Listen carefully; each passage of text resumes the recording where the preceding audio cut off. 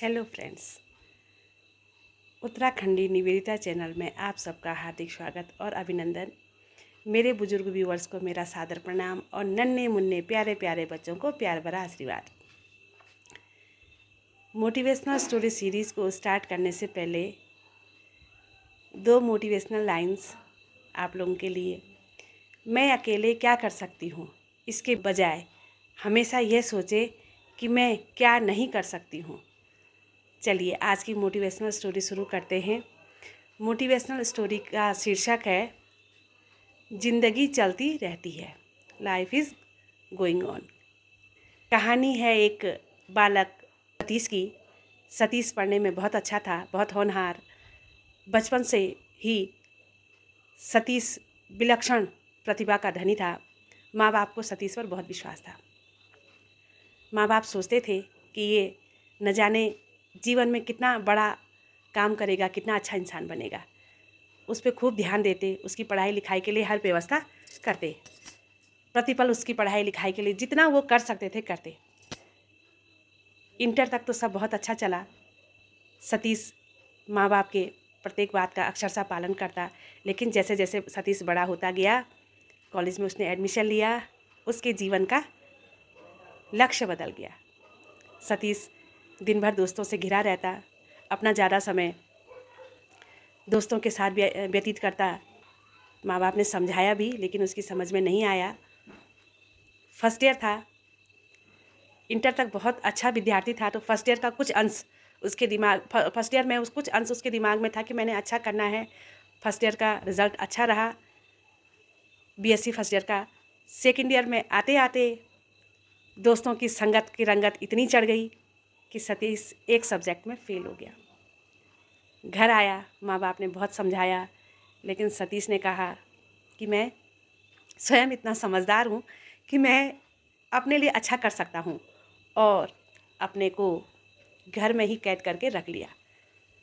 दोस्तों के साथ भी नहीं जाता और पेरेंट्स के साथ भी बातचीत करना बंद कर दिया।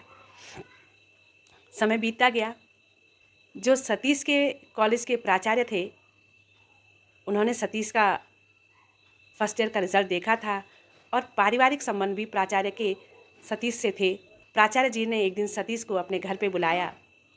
का मौसम, शाम का समय। प्राचार्य महोदय ने जब सतीश को बुलाया तो सतीश को जाना पड़ा। सतीश जाना तो नहीं चाहता था, लेकिन जाना पड़ा। सतीश जब प्राचार्य महोदय के घर पे पहुंचता है तो प्राचार्य जी अपने आंगन के एक कोने में अंगीठी सेक रहे थे। सतीश जाता है और प्राचार्य जी के पास में बैठ जाता है। करीब 10-15 मिनट तो प्राचार्य जी भी चुप और सतीश भी चुप।